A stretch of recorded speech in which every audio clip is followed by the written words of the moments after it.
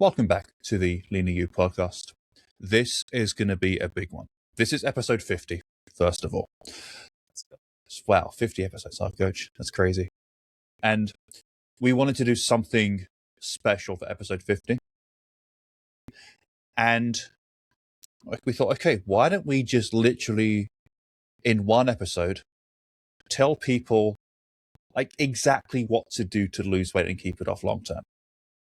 Let's just compress everything into one episode and give you a big picture view. Okay, here are the fundamental habits that you need in place, short term and long term, to lose weight and keep it off.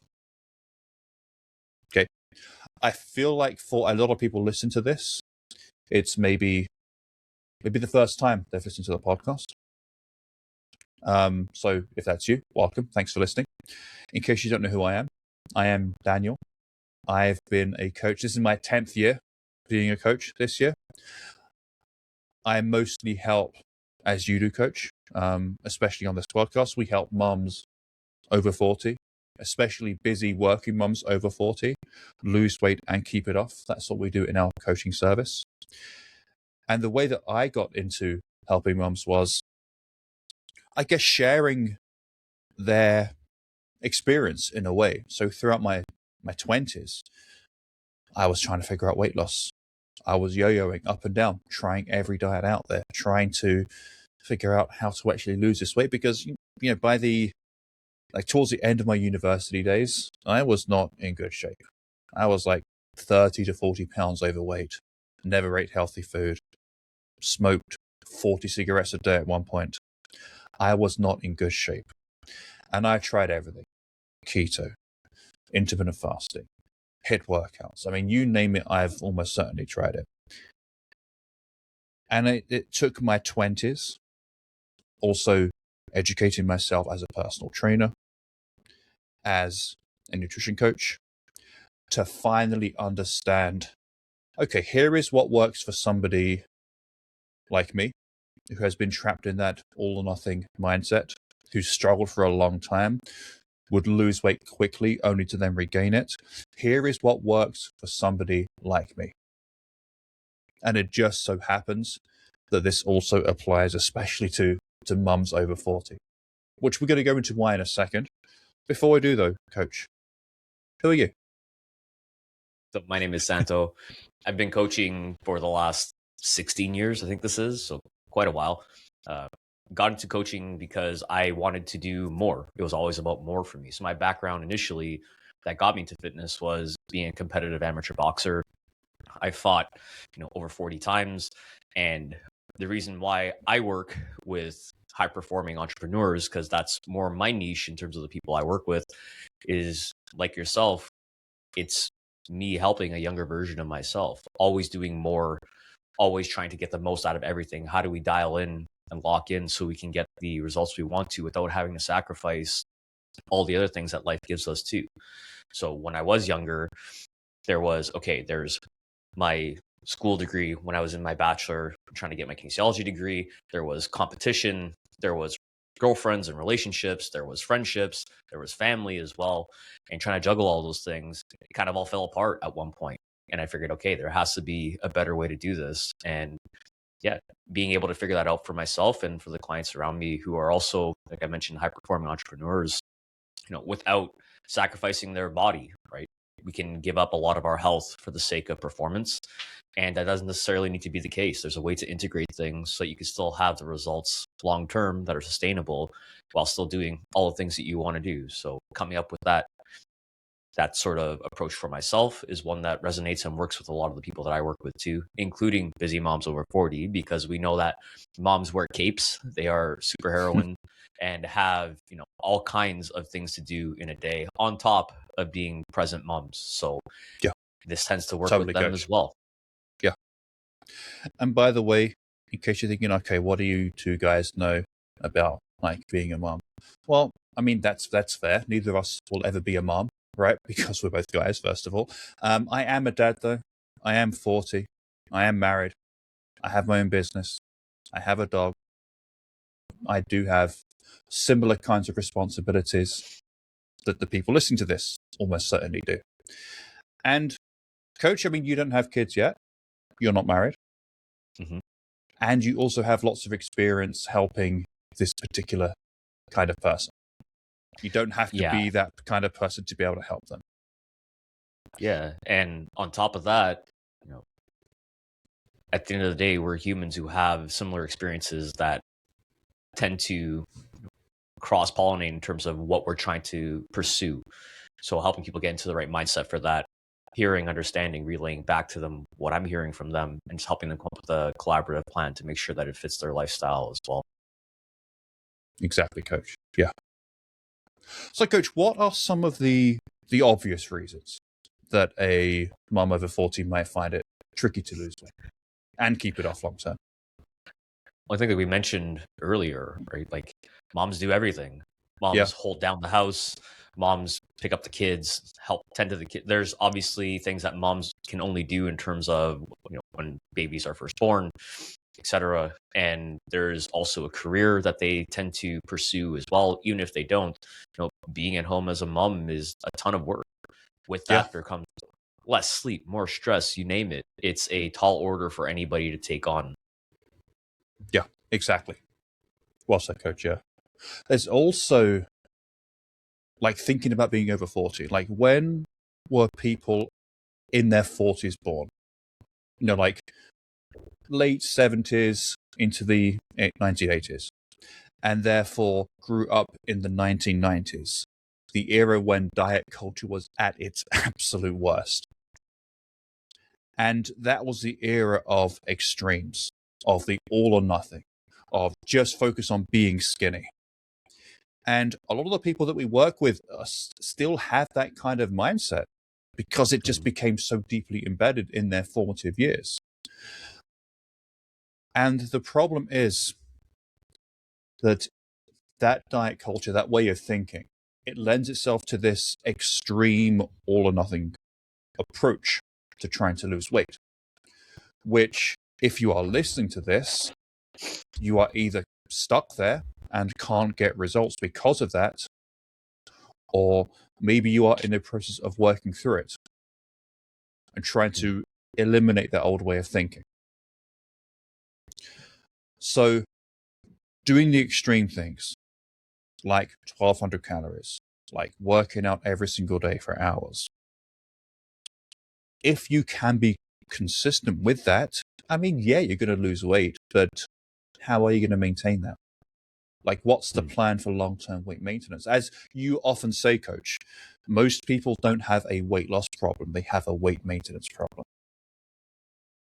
So what we're going to focus on today is a sustainable approach, an approach where you learn the skills to maintain your weight loss while you are losing weight, because they're pretty much the same thing, aside from the calorie intake, which we're going to go into soon. And so the goal of a sustainable approach is to get out of that yo-yo diet mentality, out of that all or nothing mentality, into something that you can integrate into day-to-day life. And there are certain like expectations that we have to set with this more sustainable approach. For example, the rate of weight loss. You can't expect more than 0.5 and 1 pound per week, 2 to 4 pounds per month. If you have been losing weight faster than that, only to then keep regaining it, that more extreme approach clearly therefore doesn't work for you. If it did, you would have been able to maintain it. And so that does mean that losing 25-ish pounds, if somebody had that goal, could potentially take up to a year. But that's a good thing, because a slower approach means that you are going to give yourself time to learn the habits that you need to have in place long term to maintain the weight. So taking it slowly is good in this case. Taking it slowly reduces the chance of you regaining the weight in the future. It increases your chance of maintaining that weight loss long term. And weight loss becomes less of an exercise in discipline. and more an exercise in developing skills and habits. And habits are, by definition, things that take minimal effort to do each day and each week. So that's the point we're going to get you to, learning the skills and putting the habits in place. And coach, how long does it typically take, in your opinion, for the average person, let's say, to have all of these skills locked in? Let's say they're doing a couple somewhat consistently right now. How long should they anticipate before it feels, okay, yeah, this is like locked in long term now? How long approximately does it take? I would say, based on my experience, anywhere from 9 to as long as 18 months. I think going through a calendar year and going through a New Year's season, a holiday season, if you celebrate Easter, birthdays, summer, once you go through a full calendar year and you can kind of test the systems that you put in place to see whether or not they're sustainable and work, while making adjustments along the way, because the system will be the system. The purpose of the system is to see if it works. And if it cracks, then okay, I need to shore up this crack here in the system to make it sustainable long term. Yeah. And being like curious as to being curious as to how to make it work for yourself too. So going through that, at the very least, a calendar year is helpful to figure out, what do I need to do around this time of the year? And the following year, you have a game plan for it already. Exactly, coach. Yeah. So I think for somebody starting from zero, I think 9 to 18 months is very, very realistic. Somebody who is already consistently moving, training, maybe there's only a couple of things for them to form. You're looking at 4 to 6-ish months before things do feel fully locked in. But I like the idea of giving it a full calendar year and thinking, okay, it's going to take about 6 months for it to feel like I'm like 90% there. Everything does feel like habit at this point. And then for another 6 months to get that remaining 10% is going to be testing to make sure that it is appropriate for Thanksgiving, Christmas, for birthdays, Easter. Okay. And I like that approach. Giving yourself a full calendar year and at the same time knowing, okay, it's going to be about 6 months before it feels locked in. And the rest of the 6 months is just going to be about testing. I think that's a very good approach there, coach. Yeah. Cool. And so there are 4 areas that we're going to cover today. We're going to talk about nutrition, first of all. Then we're going to talk about exercise and movement. Then we're going to talk about recovery, which is sleep and stress management. And then we're going to talk about how we're going to keep track of progress. The thing we are not going to talk about today is hormones. Why is that, coach? Why don't we talk about hormones? To quote you, together, you and I have exactly 0 medical qualifications. Yeah. Not our scope. Exactly. Not our scope of practice. If you have a hormone disorder, talk to your doctor, talk to your endocrinologist. Okay. If you suspect you have a hormone disorder and you feel it could potentially be holding you back from losing weight, go get tested. Get that knowledge. Either yes, you've got to address something, or no, there's no issue here. Now, hormones will have an impact on behavior, especially if you're a mom, especially if you're in your 40s, going through perimenopause or full-blown menopause. And because of the impacts on sleep, mood, it can impact your choices and your behavior. But the hormones are not going to directly stop you from making progress. Because we've worked with plenty of women, coach, right, who have PCOS, hypothyroidism. We've worked with clients, I'm sure you have, who literally just don't have a thyroid anymore. And they got results because they worked with their doctor. They got their blood tested regularly. Their doctor adjusted any appropriate medication that they needed to adjust. And they worked with us on the lifestyle things that we're going to talk about today. And yes, progress can be slower sometimes if there is a legit hormone disorder happening. And you can still make progress at the same time. Yeah, it comes down to managing those expectations as well. And if you do have those challenges with your hormones, your doctor is more than likely going to educate you on that too and letting you know, hey, it might be a bit of a slower process. At the Yeah. same time, if you do take that calendar year, like we mentioned earlier, and you figure out everything you need to figure out, you've invested 1 year in a lifetime of skills at this point. Exactly, coach.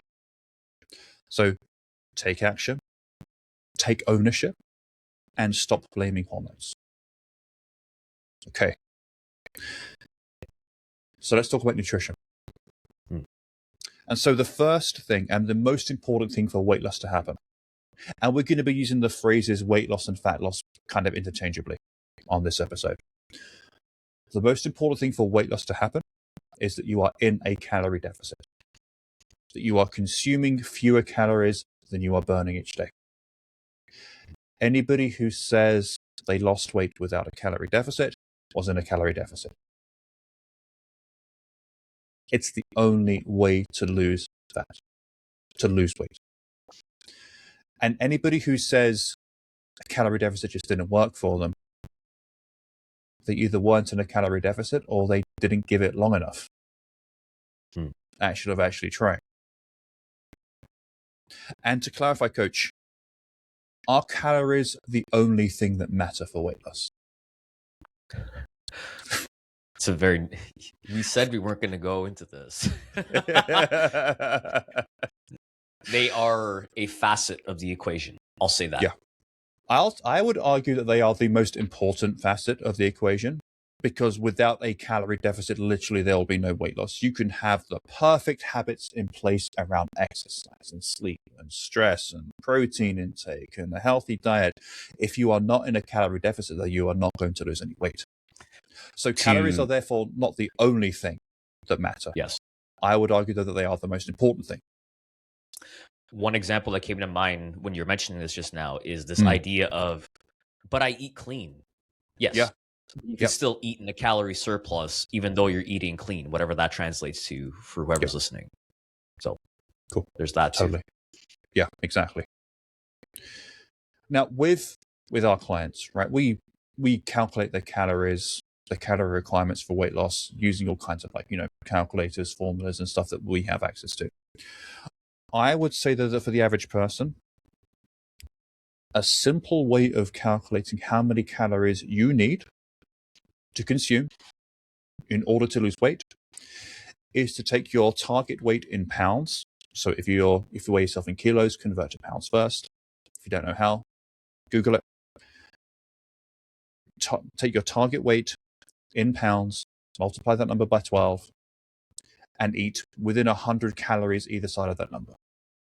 So if your goal weight is 150 pounds, 150 multiplied by 12 is 1,800.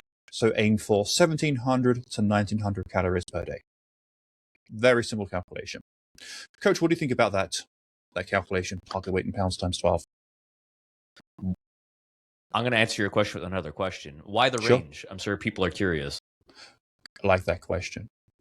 It's to move away from that all or nothing mindset that we talked about before. Gives you a bit more flexibility. And so instead of having to hit 1,822 calories on the nose, and if you don't, you feel like a failure, you finish in that range. I like ranges. I stopped giving specific calorie numbers to clients years ago. I only give ranges now. Okay. Now, some people might be thinking that they've done the calculation and they might be thinking, oh, that sounds like it's too high. I'm all like, what do you have to lose by trying? If nothing's working for you anyway, you may as well give us a try. If to also expand on that for a moment. Yeah. If the current thing that you're doing is not working, or you're seeing your weight increase over time, that means, and you're, again, yo-yo dieting, and you're not consistent with your intake, you're not tracking, that means that you're in a caloric surplus. So if one day you eat very little, and then one day you eat twice the amount that we're recommending, then that means that you're somewhere in a range across the entire week that would constitute you being in a surplus. So rather than have this volatile intake, adding a degree of consistency is going to make everything much easier, much more seamless when it comes to making decisions around nutrition as well. So we recommend using an app. We recommend using an app like MyFitnessPal or Lose It to track your calories, because it is the most accurate way of tracking your progress, of tracking your calories to make sure you are in a calorie deficit, and to prevent it becoming too tedious, and to make sure that you stay consistent with tracking calories. I highly, highly, highly recommend the night before or the morning of, spend a few minutes pre-tracking the coming day's meals. Put them into the app all at once. You've got to pre-track that. One thing I'll add to that too, because this is a common thing where it's, I don't want to go in there and every day I had to add. Okay, cool. Yeah. The cool thing, I use MyFitnessPal. I'm not sure which one you use, Coach. Same app. Yeah. Yeah. So if you are someone who uses MyFitnessPal, at the top left corner, it says edit. You hit edit, and most of us eat the same 10 meals, 11 meals, whatever. Yeah. If you had the same breakfast as yesterday, you just click your breakfast, copy to same day. It's literally 3 buttons, and you're done. Mm-hmm. Yep, absolutely. Now, for accuracy, I'd recommend using measuring cups, measuring spoons, a food scale. Not obsessively. Like, don't put celery on a food scale, okay? If you think that you consumed about half a stick of celery in a meal you just had, just put half a stick of celery into MyFitnessPal. Don't be obsessive there. In fact, with fruits and vegetables, I recommend just eyeballing. Okay, that's like an average sized apple. I'm going to track apple, medium. Okay, cool. I'm done. I'm not going to worry about that. I would use measuring spoons for the more calorie dense foods like cooking oil, salad dressings, cream in your coffee. Measuring cups I use, I guess mostly for the carbs, like serving myself rice on a plate. I'll grab the half cup measure. Measuring out oatmeal, same kind of thing. And I would weigh the proteins to make sure that you're getting enough protein, which most people lack during weight loss, which you're going to talk about in a second, the protein side of this. Now, again, some people might be thinking, this is going to take me so long every single day to do all of this. Okay, well, pre-tracking takes 3 to 5 minutes at most. If you've got the same meals on repeat, especially breakfast and lunch, as you mentioned, Coach, breakfast and lunch is going to take you about 25 seconds to pre-track. Using those tools, measuring cups, measuring spoons, food scale, is going to add 1 to 2 minutes each day. So you're looking at 4 to 7 minutes of additional work per day to track. 4 to 7 minutes. What do you currently do for longer than 4 to 7 minutes that you can stop doing? 4 to 7 minutes less scrolling on TikTok. How about that? Do it during that time. Okay? That's 4 to 7 minutes. Even if it took 10, 15 minutes, what's 10 to 15 minutes? One thing that we've mentioned to the members in our group as well in the past is, initially for the first few weeks, maybe a few months, you're going to be using measuring cups and spoons, that kind of stuff as well. But we also encourage people to not be obsessively doing this for an extended period of time. Yep. At some point, you're going to know what half a cup of oatmeal looks like. Exactly, yeah. So it's an awareness tool more than anything. So okay, this is what an actual portion of chicken breast looks like. Shit, okay, I got to eat more of that. Wait till you use a measuring spoon to gauge 1 tablespoon of peanut butter. You're going to be so pissed off. Yeah. That's funny. Yeah. It's like, what? That's it? Oh, I've been having like 5 and tracking it as 1. Oh, damn. Okay. Yeah. Once you see depressing. How protein's in it too. Yeah, that's also. Oh my God. Depressing. Yeah. Yeah. I like what you said, Coach, about using it as a tool to learn what a portion looks like. Because people talk about intuitive eating. Mm-hmm. Well, if you don't know how to eat, how can you do it intuitively? This is how you learn to intuitively eat. Because I'm sure you and I, Coach, you can look at a bowl of yogurt or cottage cheese, for example. I think, okay, that's about 3/4 of a cup with fairly high accuracy from this is pattern recognition. It's doing it over and over and over and over again with the tools. Mm. And honestly, using these tools, tracking your food for 90 days, I honestly think that has more value for the majority of people than a 3-year nutrition degree. Mm-hmm. I truly believe that. Yeah, and even to touch on the idea of, people will mention, well, this seems like a bit obsessive to have to track out and weigh and do all these things to your food. Like, you do this with your finances. You do this with Yeah.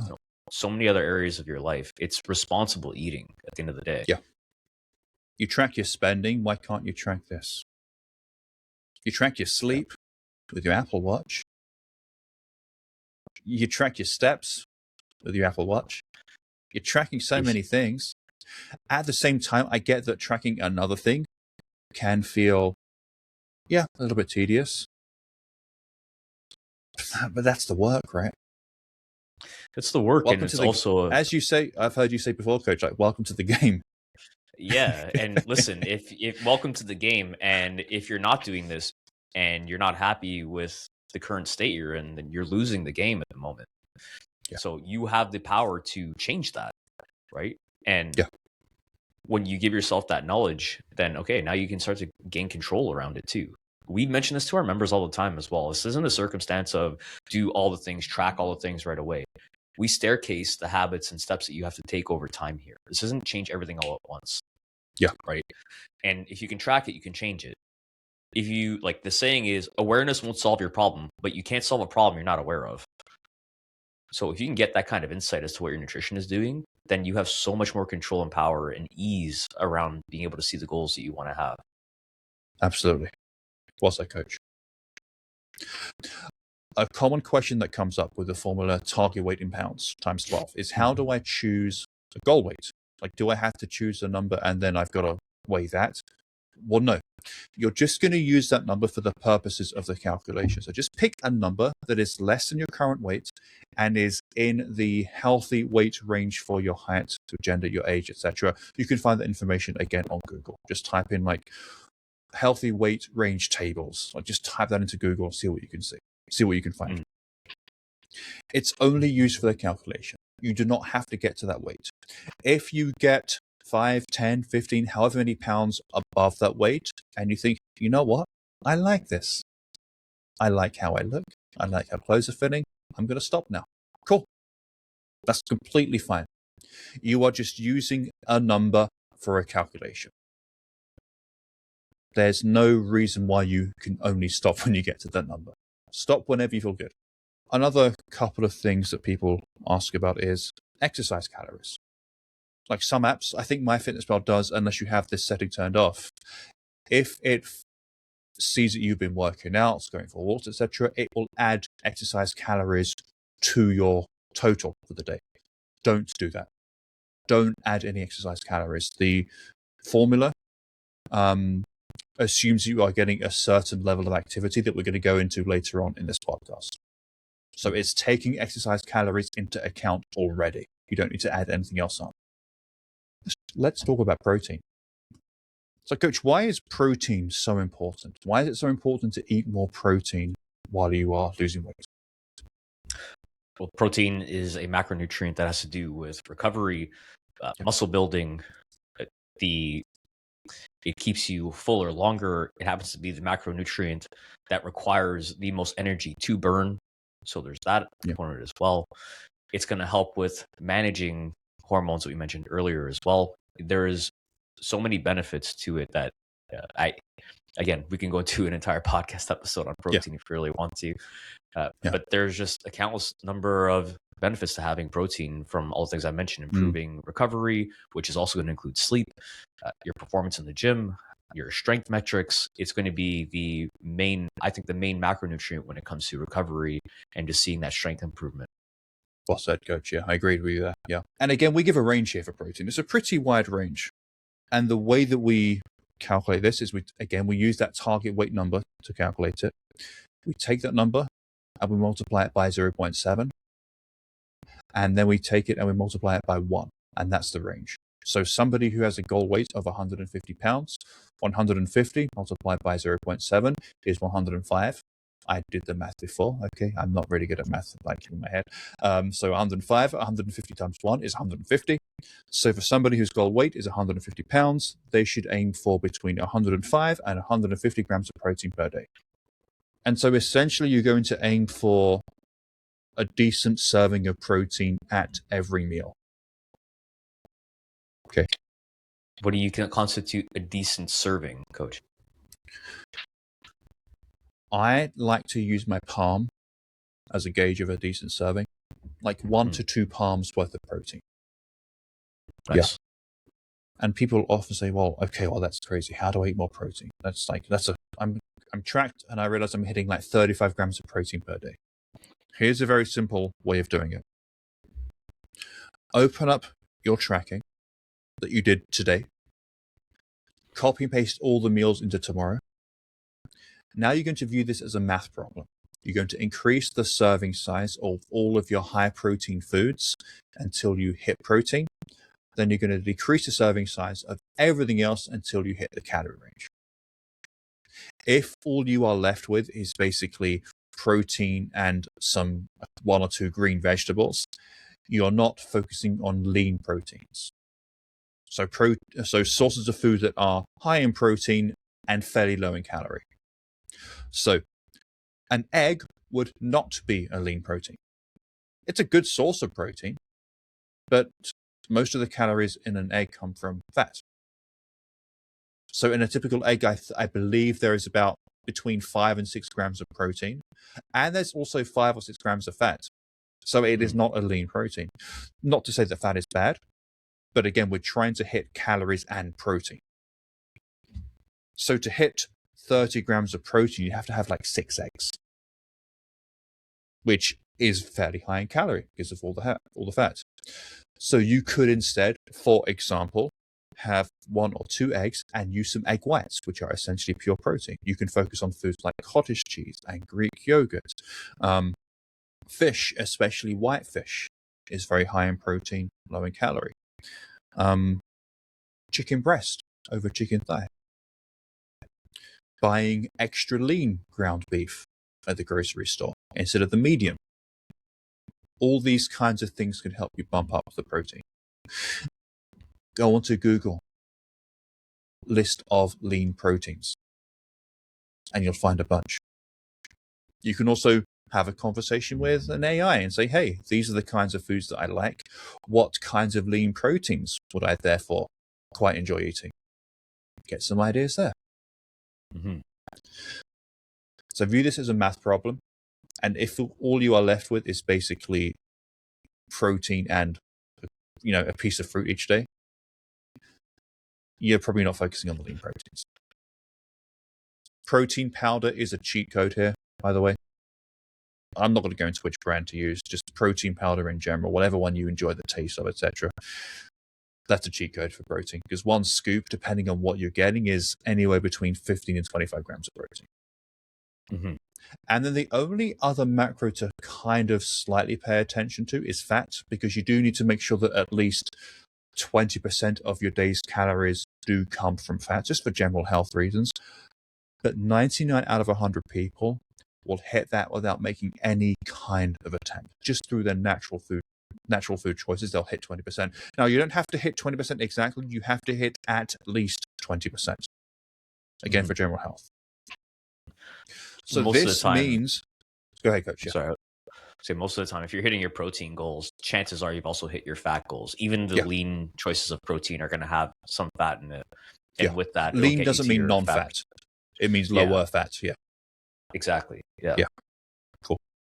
So all you have to really focus on day to day when you're tracking calories and protein, because you'll probably hit fat with no effort, most likely. Mm-hmm. Okay, so now we've talked about how much to eat and the kinds of proteins to focus on, how much protein to focus on. And now you may be asking, okay, well, what else do I eat?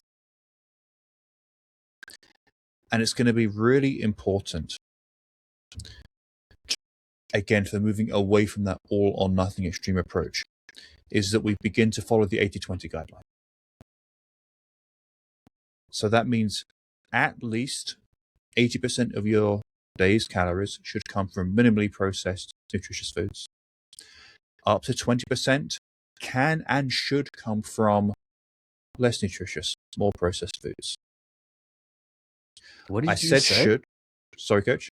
What did you just say? Repeat that again for people in the back. Okay. Up to 20% of your day's calories can and probably should come from more processed, less nutritious food. Now, why is that? Because what happens when somebody tries to be perfect with their eating? By the weekend, all they can think about is that food they are not supposed to eat, whether it's the carbs or the sugars or whatever kind of food. And they then spend the entire weekend indulging, overindulging, let's say more specifically, overindulging, undoing their progress for the week. And so by intentionally eating small amounts of that food throughout the week, like having a random cookie on a Tuesday, as I'm going to be doing this evening, going out for pizza for dinner, doing that intentionally, making it part of your plan, normalizes that kind of food, makes it way less likely that you will overeat it when you are around it. And by intentionally eating more of it, you'll consume less overall. Because if that's your pattern, strict during the week, complete free for all on the weekend, I would bet my life savings that you would be eating less of it overall by being more intentional about eating it during the week. Yeah. The 80-20 rule is the rule that 80% of your results come from 20% of your inputs. So in this scenario, the results that you would be getting by following this approach would be actually coming from the less nutritious stuff rather than the more nutritious stuff. So like I had mentioned earlier in the introduction, I help people integrate a lifestyle that's sustainable. This is the integration part.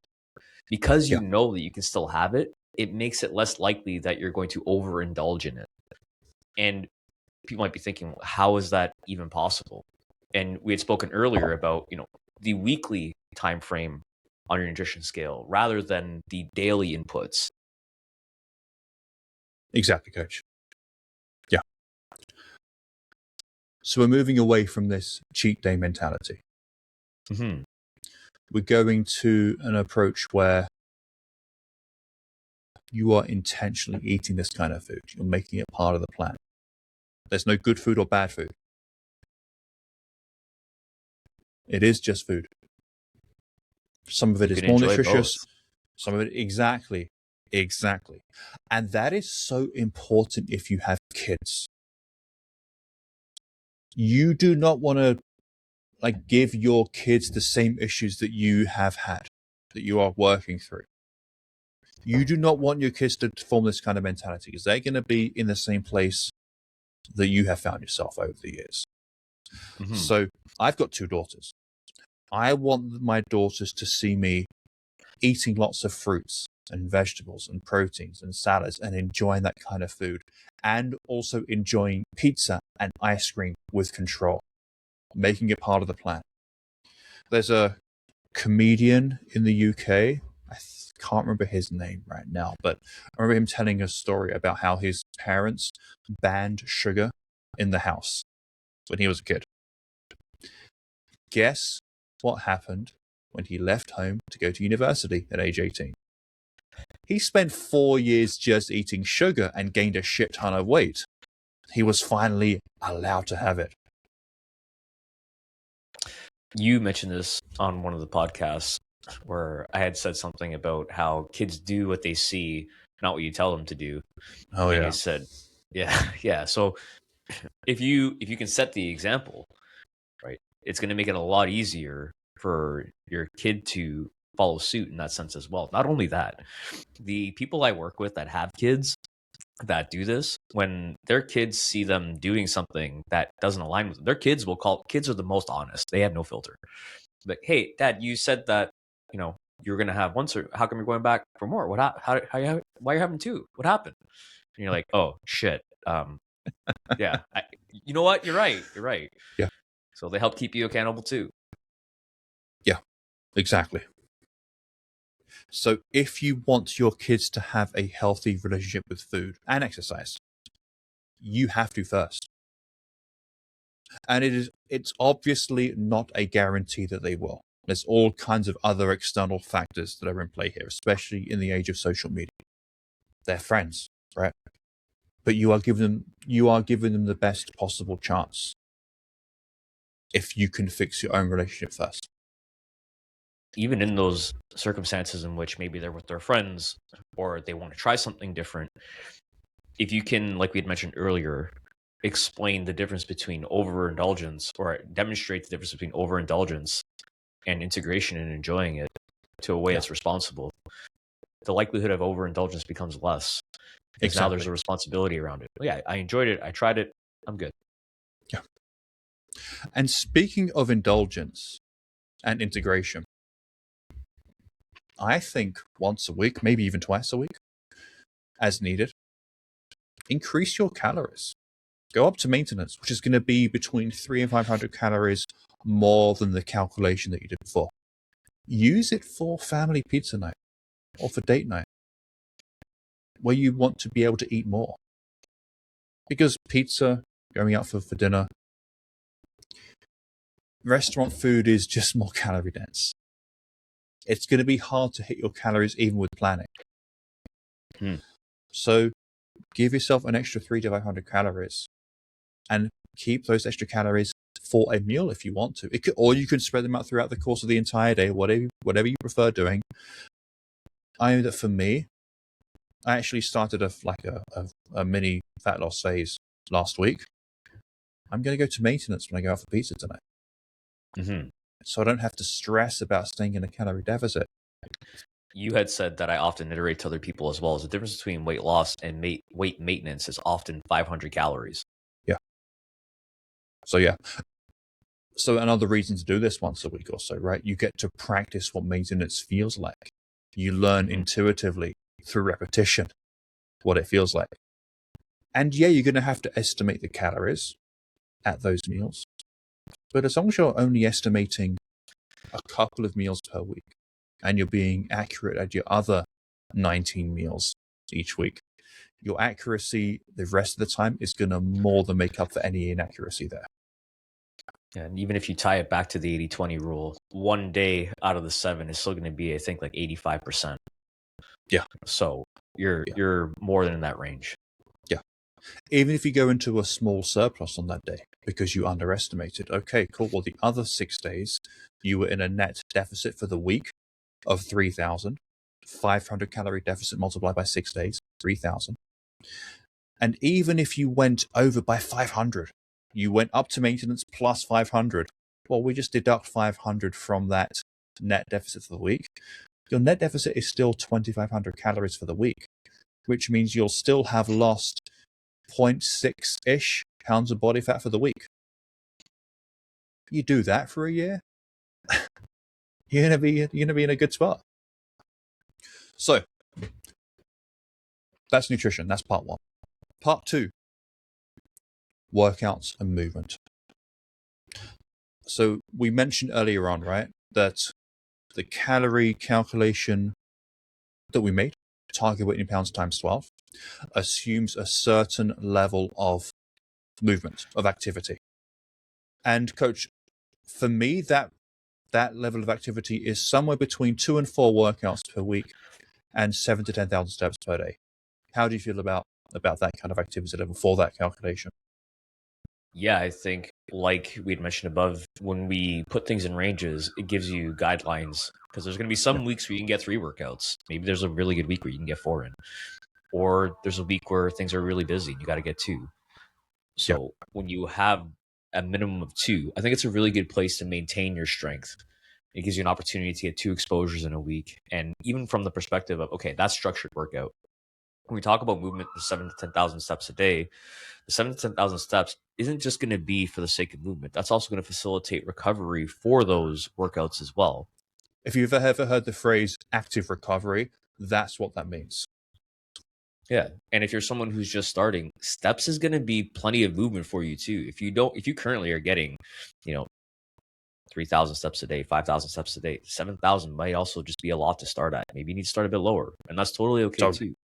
Yeah. The goal is to work your way up to it, because at some point if you continue a plan like this across a few years, that 10,000 steps, you may have to start adding in different active recovery days as well. That's for the advanced people though. Yeah, Keeping sure. in mind that if you're just starting, 7,000 steps is going to be a lot more movement if you're currently doing it. If you're not even tracking, you may not even know how many steps you're currently taking. Yeah. The other important thing about steps, and this is something that I picked up from Jordan Sayat. You should follow him on Instagram if you don't. Who, incidentally, he is where I first learned the formula: target weight in pounds times 12.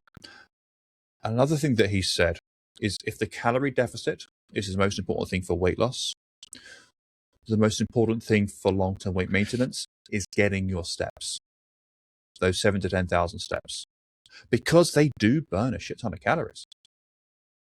They absolutely do. If you look at what actually burns calories, where that calorie burn actually comes from, which processes are responsible for calorie burn in the body day to day, well, 70% of the calories that you burn are BMR, basal metabolic rate, just staying alive, basically. So that's the amount of calories that you would burn in 24 hours if you were to lay still doing absolutely nothing, because you require calories, to think, for your heart to beat, to breathe, etc. Right? So 70%, 70, of your calories that you burn each day are from there. 10% of the calories that you burn each day is something called TEF, the thermic effect of food. So it takes calories to break down food and absorb calories from that food. So we're at 80%, and we haven't even touched on exercise yet. Okay.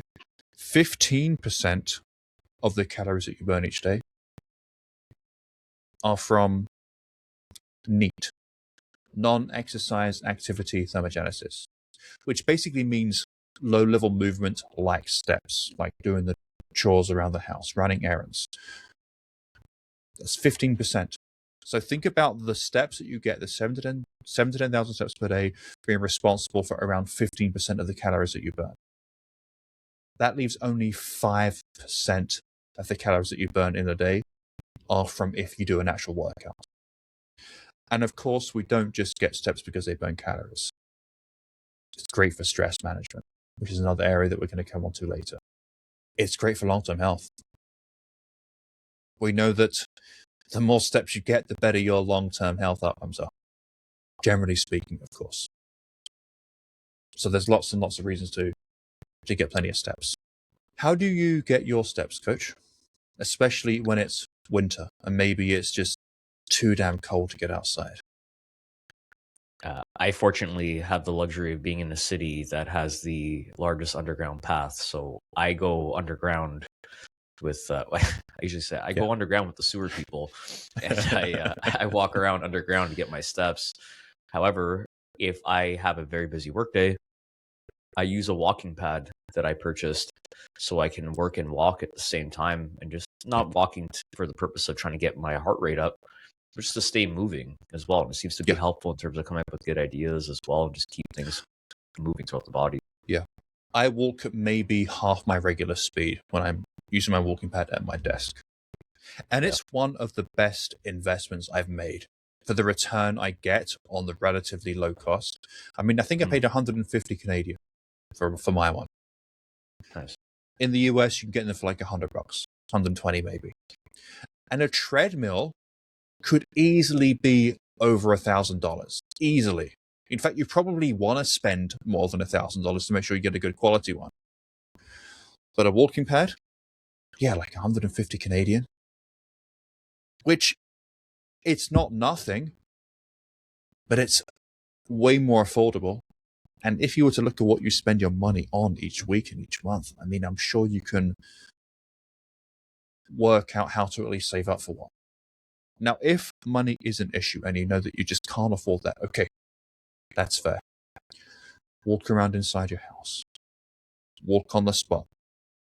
Do whatever you need to do to get those steps. But yeah, while working, while watching TV, a walking pad is one of the best investments I've ever made, especially moving to Nova Scotia, being in the suburbs, working from home. It's essential. It really is essential for me to have one. Okay, so that's steps. And in case anybody watching this is wondering why are we wearing different clothes and why does our background look different? Okay, we're picking this up a couple of days later. We recorded all of everything that you've heard so far on Wednesday. We're picking this back up on Friday to release on Monday. So we're just telling you about steps. You've got to be getting those 7 to 10,000 steps, getting on that walking pad. How about training? Yeah, training. This one, I feel like most people put training as the initial priority whenever they want to get into any sort of like fitness, health, weight loss regimen. I think it comes from a place of it's the thing where you have to go and do the thing. So it feels like it's an actionable task that you're taking action towards the thing. Would you agree? 100%. Yeah. I don't know about you, but before I was a coach, before I was a trainer, before I learned about any of this, if I wanted to lose weight, the first thing that I would change would be exercise. And specifically, I would start to exercise because I was not a regular exerciser. So it would be mostly cardio focused. At some point, it become mostly HIIT focused. And, if you're in a calorie deficit, it'll work, but it probably won't work long term. Because what is missing from that, coach? From HIIT workouts, from cardio? What have we not mentioned yet? We're mentioning, can we say it? Or is this one of the secrets we're not allowed to tell as coaches? Okay, this one secret, let's slide. let's make it public. Okay. What's the secret, coach? What's the best way of training? Not the best way of training. What is the kind of training that you need to make sure that you are definitely doing when you are losing weight if you want to keep the weight off long term? What is the one thing that you need to make sure you include? Pilates.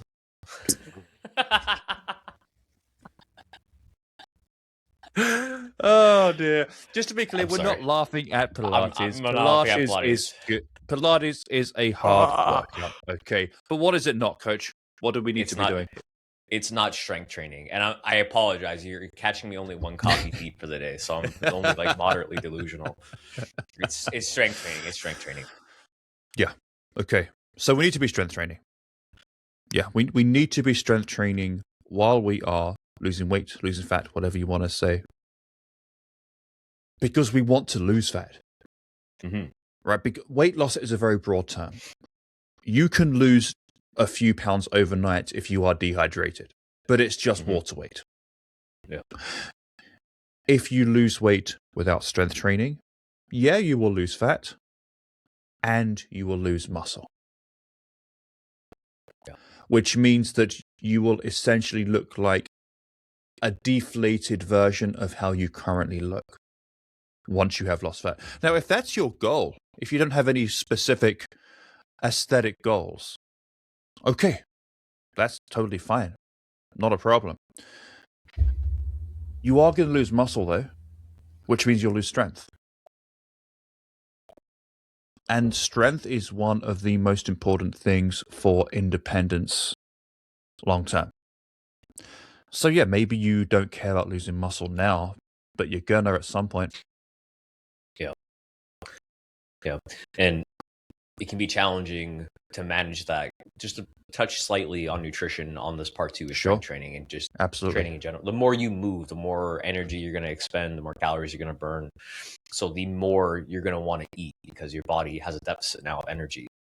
So this is also why it's important to pair the two together. Because you're going to be strength training. We know it's important to build muscle, of course. But that muscle needs to be fueled by something. That something is calories. So if you're not managing your caloric intake, then you might just start getting not bigger, but you will start putting on some size from the training itself. So managing that calorie deficit alongside with the strength training, that's why it's an imperative combo to have together to manage both the input and the output in a way that's going to be conducive to your goals. Absolutely, coach. Yeah. And speaking about output and burning calories, the more muscle you have, the more calories you will burn at rest, Mm-hmm. which means the more food you'll be able to eat and maintain your weight long term. Mm-hmm. So losing muscle will slow your metabolism. Yeah. That's no fun. No, and the strongest version of you isn't going to look like the leanest version of you at times either. So that strength component is going to make you appear. I will always frame it as like more dense. You're going to look strong. You're going to look like you lift, and that's what so most people want out of this too. The majority of people listening to this, you're probably thinking, I just want to look toned and lean. Yeah, you'll look that way if you start strength training and managing your caloric intake. But you're also going to look like this person does something on the weekends that isn't sitting on the couch. And that's important because what a lot of people who don't strength train, there is something pretty important that they don't realize. The body they want probably has at least 5 to 10 pounds more muscle than you currently have. Mm-hmm. If we let's take a very guy example to use as a simple analogy. So coach, I'm a bit older than you. So I was a teenager in the 1990s. And in the late 90s, you probably remember this, the body that all guys wanted in the late 90s was Brad Pitt Fight Club. Okay. Yeah. Okay. Right. So that was the body that all guys wanted. Now, he did not look big. He looked like, he worked out for sure. He was very, very lean, super toned, had lots of definition. He was not a big guy. He would not be entering any kind of bodybuilding contest. Mm. Okay. Still, if a guy had not strength trained before and they focused only on nutrition and focused on cardio, and look, even if they did strength train to maintain their muscle while losing fat in a calorie deficit, they would get to the same level of body fat as that kind of body type, but they would look small and skinny because they just didn't have the muscle to get that toned look. Mm-hmm. And again, this is not to say that we're trying to make you big. This is to say that the body that you want, the body that you have in your mind, probably has more muscle than you currently have. Yeah. Would you agree with that, coach? I would agree with that. I'm also going to pardon you for breaking the first rule of Fight Club, but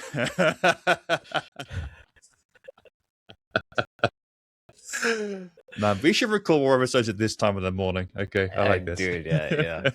We're both exhausted by noon most of the time. Anyway, yeah, basically. Yeah, like what's always surprised me, coming from like a combat sport background, it's always surprised me when you see somebody who's in like on a scale for a weigh-in pre-fight, right? And you see a person, you're like, how the hell is that person 145 pounds? And they just look like stacked. They look very jacked. They look super athletic, and it's only 145. How is that person only 145 pounds? Because muscle is denser, right? We know the volume that a pound of fat takes up is much larger than the volume that a pound of muscle takes up.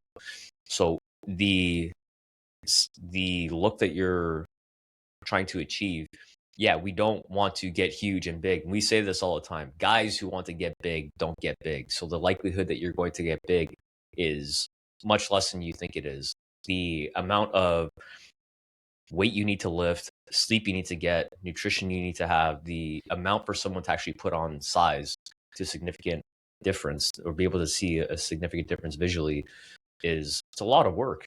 We always say this too, or if you think fat loss is hard, try muscle building. Because we say fat loss can occur anywhere from 1 to 2 pounds a week if you're really dialed in, but muscle builds at 1 to 2 pounds per month. So it's significantly less, significantly harder, significantly more work to get that done. Yeah. And 1 to 2 pounds per week of fat loss if you have a very significant amount of weight to lose. Like bare minimum 50 pounds, most likely more, nearer 75 to 100 pounds. For people who have, 10 to 30-ish pounds of body fat to lose, it's 0.5 to 1 pound per week. Mm-hmm. And yeah, building muscle, yeah, way, way, way slower. Especially if you're over 40, not sleeping well, not able to therefore recover from your workouts, which is when the muscle growth happens. It doesn't happen in the gym when you're training. It happens when you're recovering, when you're sleeping. Yeah. In fact, I remember a guy from the gym that we used to work at. He told me that years ago, he decided he was just going to not let himself get stressed out anymore because he knew that stress made it much more difficult to build muscle and to build strength. So he just decided he was going to be a happy, calm guy all the time. And to be fair, he was. He absolutely was. He is such a laid-back guy. Now, who knows what was going on the inside? I've got no idea. But on the outside, at least, he seemed like a very laid-back guy. He made that choice. Go ahead, Coach. It reminds me of that Seinfeld episode of Serenity Now, Insanity Later. Yeah, it's easier said than done to just be, make that decision of I'm not going to be stressed. And I think we've also worked with people where sometimes you don't realize that you're stressed. Like, oh, I'm not stressed. Yeah. Okay, sure. Like, we all have stress, and it's not even just stress that maybe you look at as like a traditional way. There's environmental stress. There is a lot of unrecognizable stress you have too. So though you may feel like things are in a good place, there's still a lot of stress that's happening around you that your body picks up on.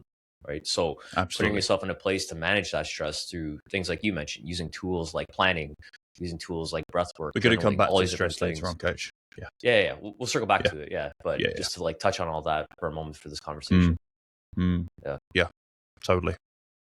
And so, especially if your goal is to be toned, if having muscle tone, having definition, if that's your goal, you got to strength train.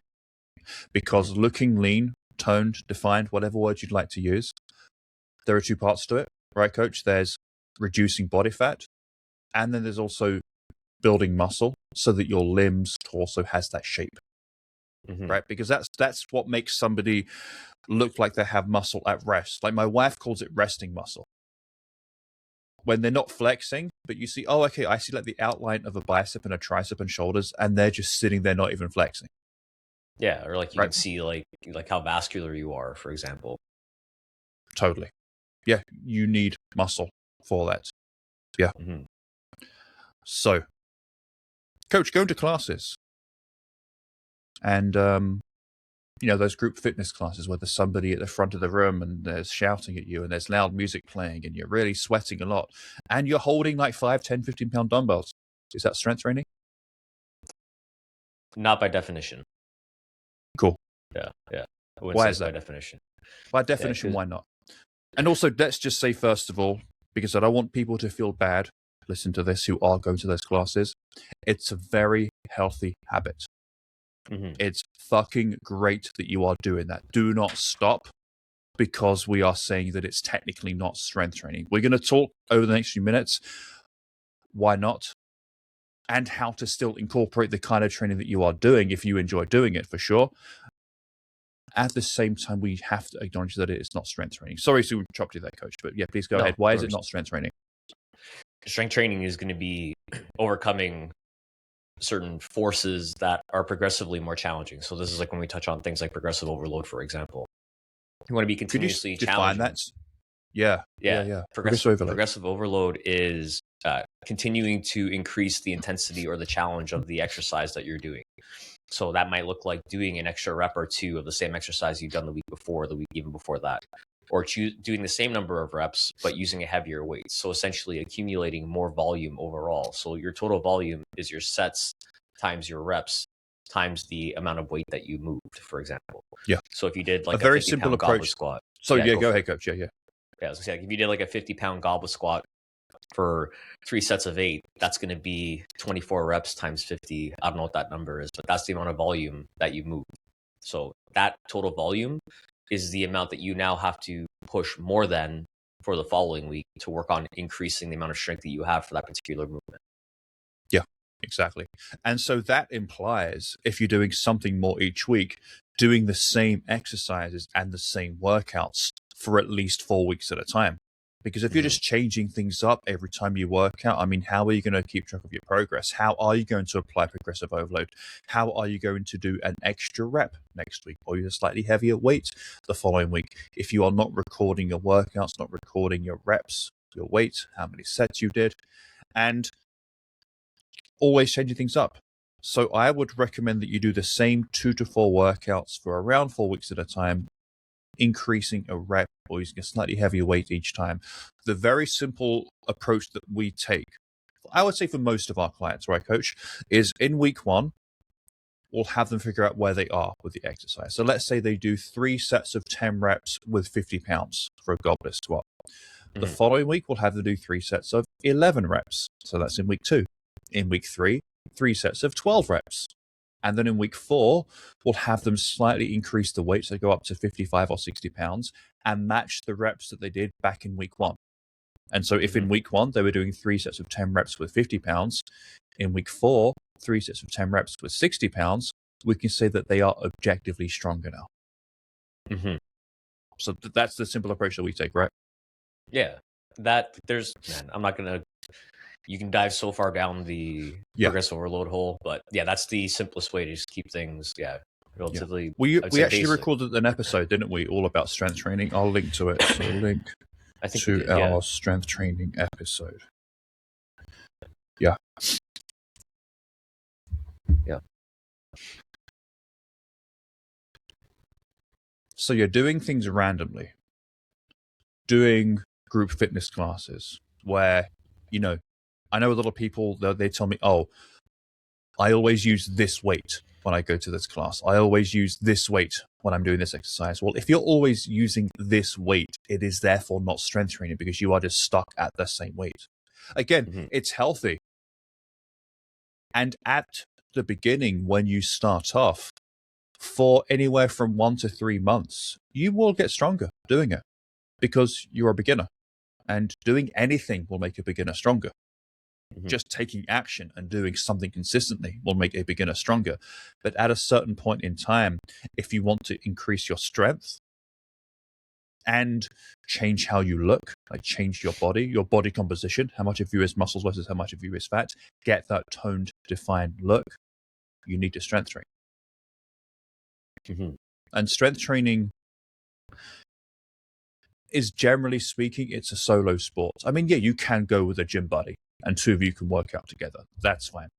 Generally speaking, though, it is a solo sport that you do on the gym floor, on your own, or with a trainer, or with a friend to keep each other company, because, it can be intimidating going to the free weights area for the very first time. Totally get that. And so going with a friend and you doing the same thing, that makes complete sense. Great. But yeah, it's a solo sport, pretty much. So in terms of how often you should strength train, a very good minimum is twice per week. You want to train twice per week, I would recommend full body workouts. If you prefer 3 days a week, you could do 3 full body. I personally prefer full upper and lower. If you wanted to train 4 days a week, I would do upper, lower, upper, lower. If you wanted to train 5 days a week, stop. You don't need that many.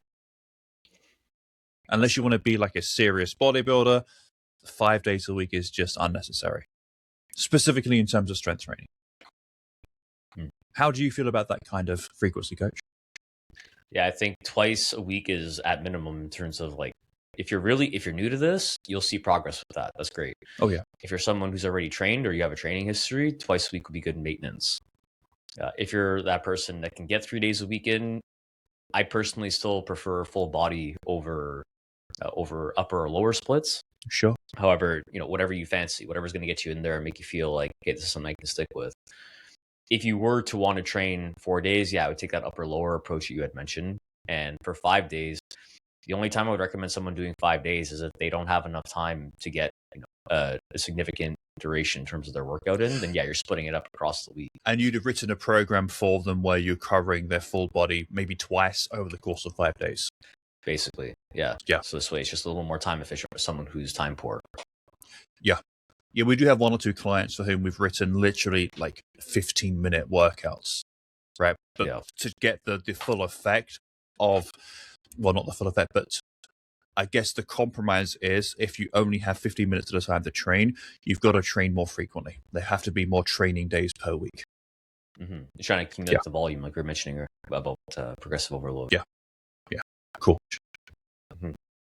Now, coach, having said all that, let's say somebody is already going to these classes and now they think, okay, I'm going to work on my nutrition. I'm going to work on my steps. Is it a big problem if for a couple of months they don't worry about starting to strength training? They just keep going to those classes while they work on those other habits. Is that a bad thing? Well, no, they're still taking action on the thing that they're Yeah. doing. Yeah. I think it's more so like for me, strength training is one of those things where it's a thing that I do so I can do other things. Right? Yeah. Like your base is strength. The saying is that endurance swims in a sea of strength. So if you want to run longer, then you should strength train. If you want to be able to do those classes and do more reps in the allotted time, if it's a time class, then you should strength train. If you want to be able to walk around an entire theme park without feeling like your back is hurting you or your calves are hurting you, then you should strength train. So strength is the basis of all athletic endeavors. Yeah. Yeah. There are two ways to improve your performance in something, whether it is a specific sport, whether it's hiking, that kind of thing, right? Two ways to do it. The first way is to keep practicing that thing that you enjoy doing. And the second way is to get stronger. Mm-hmm. Yeah. Also, Yeah. If you're a runner and you want to get better at running, start strength training. If you play golf, you want to get more powerful and hit that golf ball further, obviously keep practicing golf and start strength training. Mm. If you're a swimmer, you want to get faster. Yeah, keep following your training program around swimming and start strength training. Yeah. Strength training, the way that I've framed it to people is you can think of your muscle as hardware and your nervous system as software. When you're doing any sort of strength training, you're increasing the capacity of both at the same time. So you're getting a brand new computer whenever you strength train. So the muscle, you build more muscle, and because you're building more muscle, that allows, and you're putting that external force on it, you're encouraging your nervous system to have a higher output. So the nervous system is that software talking to that hardware that can produce more force. Yeah. So the more force you can produce, the higher the performance that you can put out as well. Totally, yeah. So there are so many reasons to strength train. So many reasons. Increased bone density as well. Right. So if you're aging, you're concerned about that, especially if there is a family history or something. Yeah, strength training is going to be a good thing to start. From a weight loss perspective, strength training is how you tell your body, hey, keep all of this muscle while we're eating in this calorie deficit and only lose fat. Okay. Yeah. So that's the biggest thing from a weight loss perspective. Again, I'm going to say it one more time. It's how you tell your body to keep all your muscle and only lose fat. Mm-hmm. Because we don't want to slow metabolism. And for a lot of people, especially beginners to strength training, you will probably be able to build some muscle in a calorie deficit as well. Now, you won't be able to do that long term. Okay, but for the first few weeks, first few months even, you're going to be able to both build muscle and lose fat at the same time, which means the number on the scale might not move very much, if at all, for your first few weeks. And in a few minutes, we're going to talk about how to keep track of progress so that you know whether you are actually doing those two things at the same time or if you are just like not making any kind of progress at all. But we're going to come on to that soon, so keep listening. If you are currently getting 3,000-4,000 steps per day, not doing any workouts, you got to build this up slowly. I don't think it really matters in which order you do this, whether you work on steps first, workouts first, whether you try starting to do one workout a week while increasing your steps by 1,000. So if you're currently getting 4,000, maybe for a week you work on getting, or a week or two, you work on getting 5,000 steps per day and doing one workout per week and build it up that way. Maybe you want to focus on strength training first. And then once you've got that habit in place, then work on your steps. Okay. It doesn't matter. It's up to you. Do whatever you feel is going to make you the proudest first. So if you're going to feel the most proud by getting your steps, okay, work on getting those steps first. If you're going to feel the most proud by hitting the gym 2-3 times per week, start working on the strength workouts. So yeah, the important thing is that you do not try to do everything all at once. That will lead to injury. That will lead to pain, like the bad kind of pain that's going to mean you're going to have to go and see a physio or go and see your doctor, okay? Take it easy. if you're going from 0, I would allow 3, 4, maybe even up to 6 months to get all of this stuff in place, depending on, I guess your current weight, how long you have been inactive for. There's no specific numbers that we can give you, but the only thing that I am going to say is don't try and do everything all at once. Yeah, it's I think it's Dave Ramsey who talks about like credit card debt, for example. If you have multiple lines of credit card debt, he suggested for people to work on the smallest one first, because it's going to feel like a bigger win when you pay that down versus paying off the bigger one. Yeah, it's a snowball approach, right? He said, yeah. So it's the same thing here. If you're listening to all this and there's a particular facet of your health that you want to work on, or you're looking to improving the one that has the biggest area of opportunity to improve relative to the other ones is going to be the one that you want to work on. So if you're already tracking your nutrition, but you're not getting your protein, or you're strength training and it's only once a week as the suggested 2 to 3 that we're saying here, and you're getting 2,000 steps a day, the one that you could work on that'll have the biggest return on the effort will be working on your steps, because that's the one that would help improve movement. It'll help facilitate better mood. It'll do all these things that'll have greater effects on all the other stuff as well that you're doing. Then you work on the more challenging stuff, because the other ones you already have in a good place. You're taking action on both. The steps, though, you could definitely improve that, I would think, to an extra 500 steps every week or 2. And then from there, starting to bring it up over time further. Exactly, yeah. And again, do it slowly. Even someone like me, I've been getting lots of steps, averaging 9,000 steps or so for a long time. I mean, 10 years longer. Yesterday, I was telling you, Coach, earlier on, yesterday I was on my walking pad for way too long. I got 24,000 steps yesterday, just being locked into work on my walking pad doing work. Now, that is not a flex, because that was too many steps. When I went to bed last night, my knee was hurting. This morning, it feels better. It's still a little bit of a twinge, but it's better. So even for somebody like me, who's been getting my steps for at least a decade, almost 3xing my steps in one day was not a good idea. And so if you are currently getting around 3,000 steps per day or less, and you suddenly try and get 8, 9, 10,000 steps per day, it's not going to be a good move. It's also going to feel overwhelming going all the way there and then trying to maintain it, because that's a big increase in steps. If you don't have a walking pad, it's going to be an extra time commitment each day of moving around, walking around. So that's why it's important to think, okay, what if I could get an extra 10 minutes every day this week? How would I make that work? Okay, cool. When that feels easy, cool. How about an additional 10 minutes on top of that? Where can I fit that in? Doing it that way is going to feel less overwhelming. And it's also, the slower you do this, the better it's going to be for locking it in as a long-term habit. But pick a number where it's going to take some degree of effort to do it first without feeling too difficult. Mm-hmm. There should be some effort, I think. It shouldn't feel like, I'm not really doing. If it feels like you're not really doing anything, there's going to be no sense of pride from your action there. So that's the kind of training that we want to see, that we recommend in a calorie deficit. People might be thinking, but what about cardio? Cool. Well, cardio is overrated for weight loss, but it's underrated for health. So it's a good idea to do some. So if you're currently doing those classes, which are cardio for you at this point, let's be honest, especially if you're sweating, and if you finish that class completely drenched in sweat, it's cardio for sure.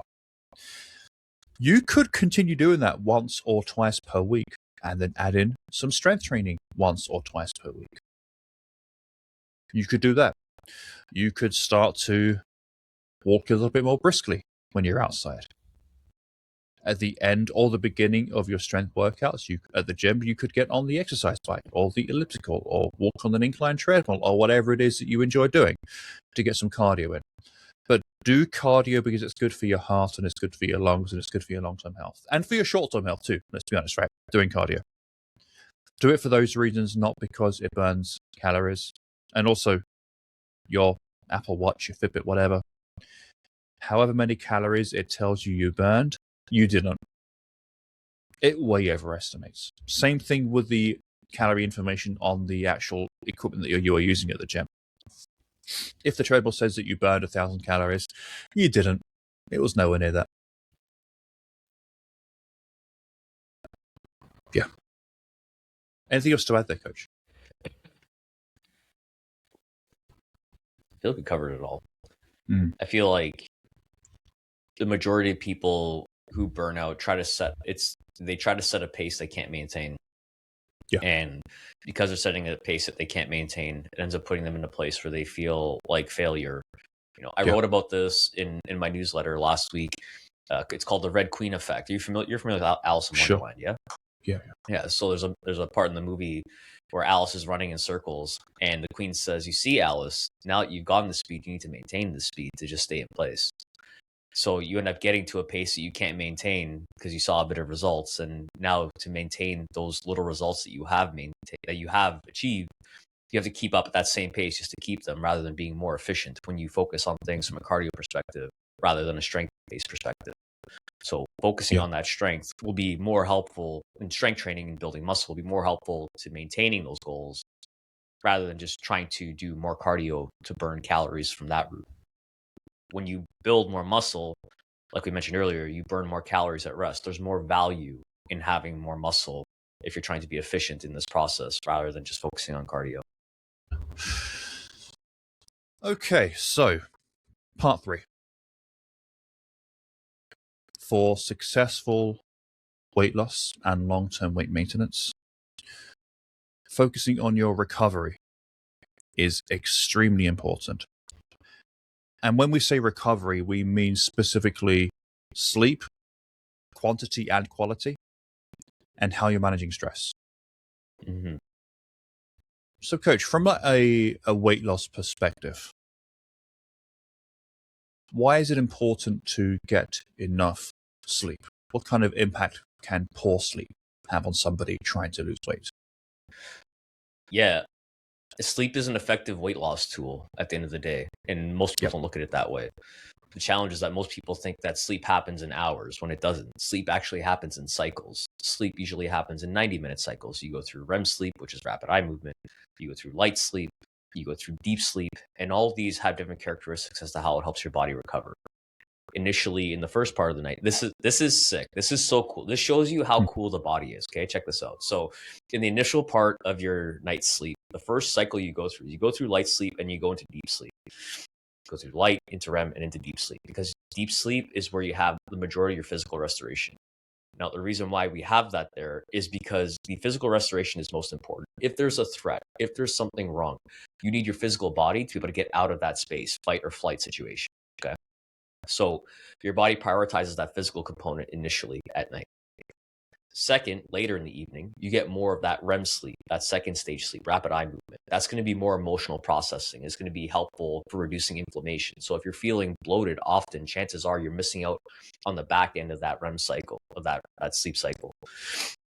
That's also important for managing your stress the following day. Like I mentioned, the emotional processing component, because we know that when we don't sleep well, it's a lot easier to just give into impulses, throw our decisions out the window and be like, fuck it, I'm going to have whatever I want to eat. Yeah. This is how we use sleep as a weight loss tool, because the more cycles you get, the more restful you're going to be, the better decision qualities you can make, the more you're going to be recovered, the more capacity you're going to have to take on more throughout the day. So it's this paradox of sorts where, okay, if I sleep less, I'll be able to get more done because I have more time in a day, but the quality of what you're doing is not there. Exactly, Coach. For sure. Yeah. And we all know when we are well rested, as you were just saying, Coach, we can just make better decisions, not just around work, but also around food choices, around the choice to go for a walk, around the choice to do a workout. So if you are better rested, the entire process just feels easier. Mm-hmm. And I know we are not going to talk about hormones today, but I'm going to break that rule. Because poor sleep will impact a couple of hunger hormones. So there are two hunger hormones. Okay, there's one called leptin, Leptin, which makes us feel full. There's another one called ghrelin, Grelin, that makes us feel hungry. Poor sleep will decrease levels of leptin, the one that makes us feel full, and increase levels of ghrelin, the one that makes us feel hungry. So if you sleep poorly, especially if you sleep poorly on a consistent basis because you are choosing to stay up too late, for example, you're just going to be hungrier than you otherwise would have been. Mm-hmm. Right, Coach? Mm-hmm. Yeah. It's one of those, yeah, like, as much as we don't want to talk about hormones again, Yeah. you know, your hormones are going to be determined by your stress level. Your stress levels are going to determine your hormone levels, and vice versa. It's a way your body communicates with itself, right? So the more cortisol you have, the more stressed you're going to be. So you're going to secrete insulin to bring that down. There's all these different things that happen. This biochemical soup that we end up having, and the easiest way to modulate that to be at equilibrium or homeostasis, where everything is level and in a good spot, is going to be through good sleep. So yeah, sleep. I like what you say, Coach. I like how you frame sleep as a fat loss tool, because it really is. It'll make you feel more full. It'll help you make better decisions around food, exercise, and going for walks. It's going to make the entire process feel easier. Now, if you are a parent with young kids who are waking you up right now, okay, I get it. The process is just going to be more difficult for you. It's still going to be possible, and it's also going to require more hard work. But for everyone else, there are some very simple things that you can do to improve your overall sleep quality. And for me, the number one thing is to stop using your fucking phone in bed. Just get that phone out of bed. I mean, yeah, ideal world, you wouldn't be using screens for an hour before you fall asleep. But I'm not going to ask you to do that today. I'm just going to say, get it the fuck out of bed. Okay? Because what are you doing on your phone in bed? Okay, most of you are not reading on your Kindle. You are on TikTok. You are on Instagram. You are scrolling. You are inputting information. Megabytes, gigabytes of information into your brain, which your brain has to process. So even if you can still fall asleep okay, it's going to be harder to get into those deep sleep cycles where you recover. And so if that's the only thing that you do, you stop using your phone in bed and let's say you read a book instead. Fiction or narrative nonfiction, like an autobiography, is going to be much better. If that's the one thing you do, that's going to improve your sleep quality. And that's going to have a positive impact on how you feel, on your hunger levels the next day. What do you think about that, Coach? The thing that you're currently doing and the current state that you're in isn't determined by the thing you're doing or the immediate state that you're in. It's relative to what you were doing prior to. So if you feel like you're tossing and turning and you can't get to bed, that's likely from the previous hour or two from you getting there. So what were you doing those couple hours before? Were you doing sprints on an air bike? Did you do a cold plunge? Did you upregulate your nervous system? Because now you're feeling the benefits, or you're feeling the results of the actions you previously took. So it's not a circumstance where we can just compartmentalize things like it's a Google Calendar list. Our body has to go into a state and then come out of the state and then get into the place that we want it to be in. So if you want to be getting good rest, quality sleep, all these things, you have to set yourself up for that to happen. That means dimming the lights to mimic the same way the sun would be going down. Making sure that you're not listening to loud music. Making sure that you're not doing things like having very emotionally heavy, deep conversations right before bed that might upregulate your nervous system. You want to try to keep things as smooth into a place where you can feel like you can finally relax and feel that neurological safety to be able to go to bed. Because we actually wake up at night. It's part of a physiological safety mechanism. We have those wake times throughout the night as well. And that's for our body to do those systems checks of like, hey, am I safe? Okay, cool. Nothing's on fire. We're in a good place. We can go back to bed. It's totally normal to have wake events throughout the night. However, if you don't put yourself in that position to be able to get good deep rest, then you're always going to be outside of that deeper sleep cycle, like I mentioned. Or you might just stay in light sleep the entire night because, again, maybe you had caffeine a couple hours before bed, and that'll end up making it more challenging for your body to get deep rest. So whatever you're having the most challenge with, look back a few hours. Look at what your behaviors are before that. Are those behaviors conducive to what you're looking to do in the next few hours? And if they're not, then adjust accordingly. But Coach Santo, I just need some me time in the evening after I put the kids to bed. I want to stay up watching Netflix. Just got to decompress, man. Yeah. The best way to decompress is to fucking go to bed. Yeah. Because decompression is decompressing yourself from the stress that you've had. And like I just mentioned, if you want to decompress from that stress, whether it's emotional, physical, whatever it is, the best way to do that is to get more sleep cycles. So try it for one night. Skip that bullshit decompression protocol that you have because you're convinced it works. Meanwhile, you keep doing it and you still feel compressed all the time. Yeah. Try something different. Give it a shot once. Try it. Here is my evening routine as a parent of 2 kids and a dog owner, right? So my eldest and my youngest currently go to bed at around the same time, at around like 7ish. So I put my daughter, I take care of my eldest right now, and also for right now, my wife's taking care of the youngest. My eldest is in bed, laying down, lights off at like 7:10, 7:15, that kind of time. Mm-hmm. I come downstairs, get the dog, take the dog for a walk, come back, 20-ish, 30-ish minutes later. I will then, because we're, still not sleep training my eldest, but we're trying to do what we can to help her like stay in bed all night. And so we've got a thing where after I've taken the dog for the walk and I'm back, I will grab one of her stuffies, I'll take it upstairs, put it next to her pillow. Because she'll be asleep by then. I'll put it next to her pillow so that if she wakes up in the middle of the night, she knows, okay, mommy or daddy came to check on me. Okay, cool. I'll come back downstairs. At this point, it's 10 to 8, quarter to 8 kind of time. Hang out with my wife for 20, 30 minutes. Just the two of us. Do a bit of washing up if it needs to be done. And then we will brush our teeth, go to bed. In bed by 9.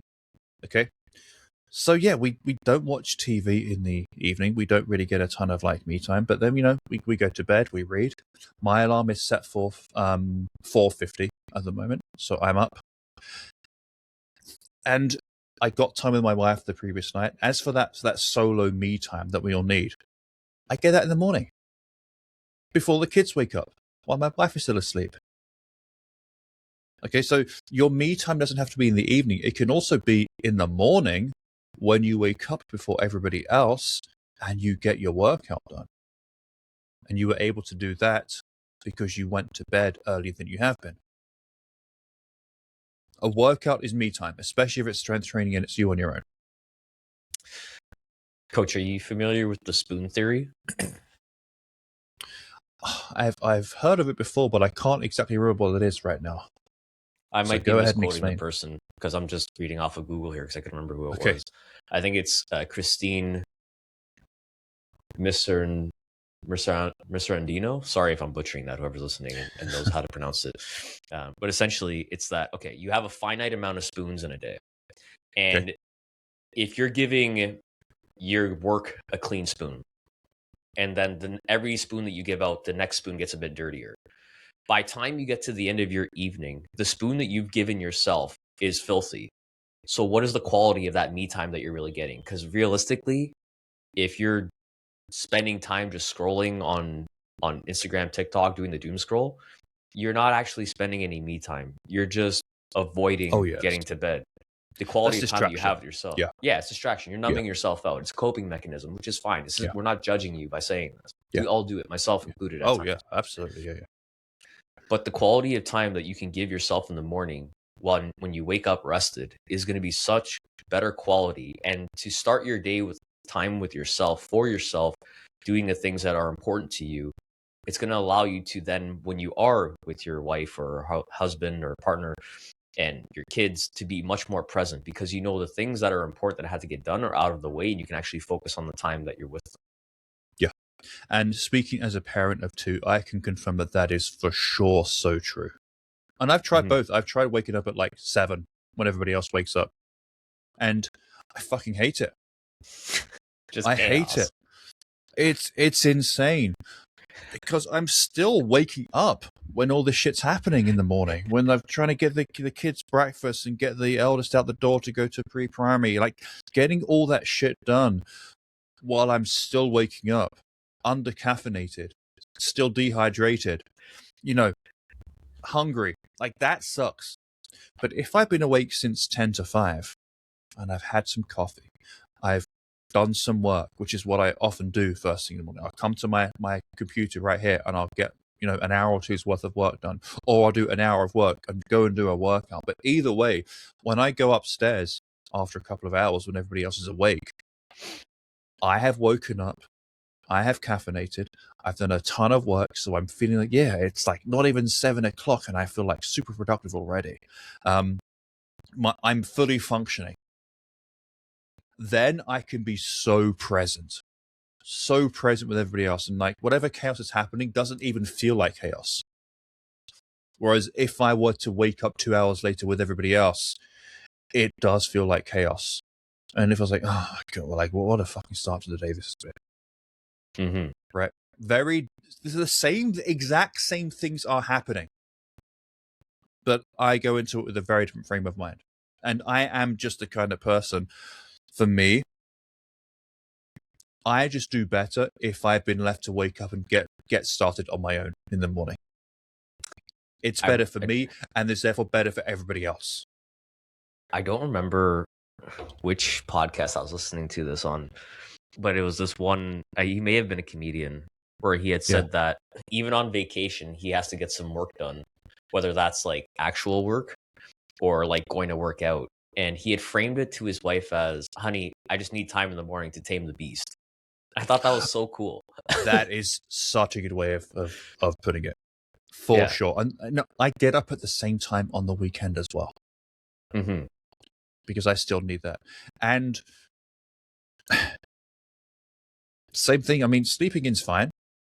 Okay, sleeping in is fine, but again, even though I don't have work, going into the day when everybody else wakes up, having done an hour or two's worth of work or a workout or just whatever on a weekend, maybe I'll like watch some Netflix or something first thing in the morning, right? Like it's the weekend. I don't feel like I've got like, anything to do. I mean, normally I'm doing work. Okay, fair enough. But sometimes I will relax and I'll allow myself to like just whatever, go on YouTube or Netflix or something.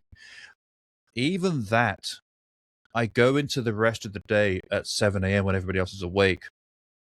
I'm just a better person. I'm just a better person.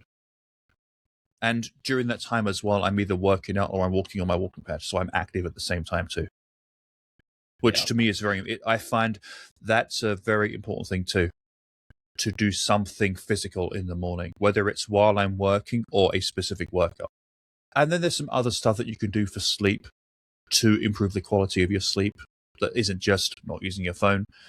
Keep the room dark, like pitch black ideally with the blackout curtains. Use a sleep mask if you need to, and keep your room cool. Like if you wake up sweating, your room is too hot.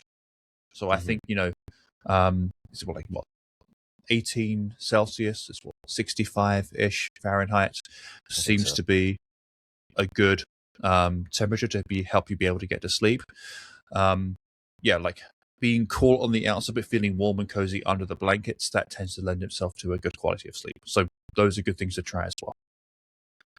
I think how you show up in the world depends on how you show up on the other side of that equation, like into your sleep. Like if you're someone who is high performing, someone who is very keen on doing a good job in every facet of your life, like that's also sleep. So how well are you sleeping? Because if you're not sleeping and recovering, then that's an area of opportunity for improvement, like you're mentioning earlier. So work on that. Yeah. Do better with it. And it's not to tell you, okay, well, because some people don't have the luxury of having volume. you can't get Yeah. a long duration of sleep. And that's fine. Like I mentioned, sleep happens in cycles, not hours. Can you get really good quality sleep? Can you make sure, Yeah. like you said, you're setting yourself up for success to have the sleep that's going to be conducive to the goals that you've set? So yeah, sure, you maybe only get 6 hours, but are those 6 hours the best quality possible? Or are you only getting those 6 hours because you just have the 6 hours, but you're working right up until you get to bed? Exactly, coach. Yeah. So you focus on your sleep. And you know what? We're not saying that you have to wake up at 4:50 in the morning, okay? Just to be super, super clear. We're not saying that. We're saying that just improve the overall quality of your sleep. If your sleep quality currently sucks and you're waking up with everybody else, compare that with a better quality 6 to 8 hours of sleep and then waking up at the same time as everybody else. It's just going to feel like things flow better and you can make better decisions. Mm. Maybe it's like the fact that I am an introvert as well. Like introverts definitely, by definition, introverts, we do need more time on our own to be able to recharge. And I find that having the first couple of hours, or at least like half an hour being awake, just me, it helps me get prepared for the day. Yeah. Just, and I'm not saying that that's going to happen every single day. If there's a morning where, whatever, maybe my eldest has like come down into the bed and she slept in the bed or whatever, it's also nice to wake up with my family. Okay, I'm not saying that, just to be super clear. I'm saying that for most of the time, especially during the week, when I've got to be working, I've got to focus on my family as well. Everything is just better if I wake up early, having gone to bed early as well. So I'm still getting a good quality of sleep. And then I can attack the day much better. Mm. So that's sleep. And sleep can be part of stress management, right? If you are currently under a lot of stress for whatever reason, and you are able to improve the quality of your sleep, you will feel less stress, subjectively speaking. Why else, coach, though, is it important for people to manage stress? Like, what kinds of things do we often hear people say that they do when they are under a lot of stress that is against their goal for weight loss? Well, they'll either overindulge it in food. Yep. That'll be like a coping mechanism from Stress lack of eating, sleep. for sure, yeah. Yeah, stress eating for sure. Yeah, they'll work out, which is the stress, as a stress management tool.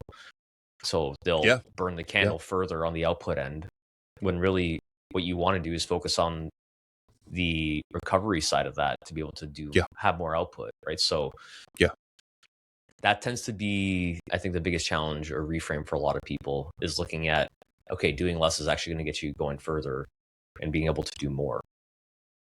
So yeah, stress eating, stress drinking sometimes even, right?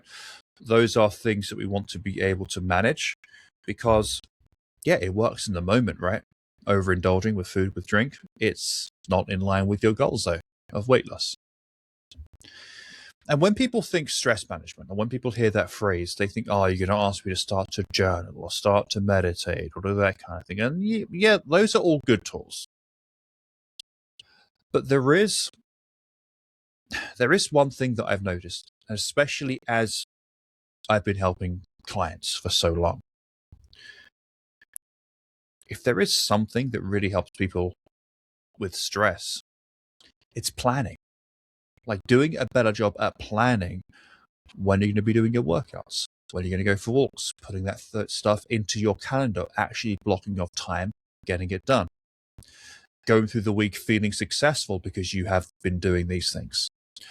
Spending some time on a Sunday planning your meals for the week. What are you going to be having for your breakfast, for your lunches, planning out some dinners, going to the grocery store, having all that stuff either delivered or, you've gone to the store and you bought the stuff. Something that I learned from a mentor of mine, like this phrase specifically, is planning is stress management. And that's also because if you have a plan and you have things marked off in your calendar, in your schedule, when you're going to do your workouts, when you're going to go for a walk, it is so much easier to follow a plan day to day than it is to figure things out as you go. It takes so much less effort to follow a plan that you have made in advance.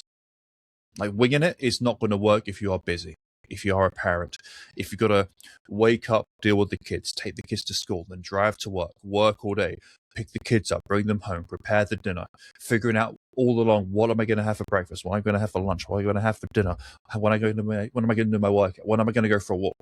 If you're always trying to figure out all of these things, who's going to take the kids here, who's going to take the kids there, if this is not planned, your day is going to feel 100 times more difficult than having a plan.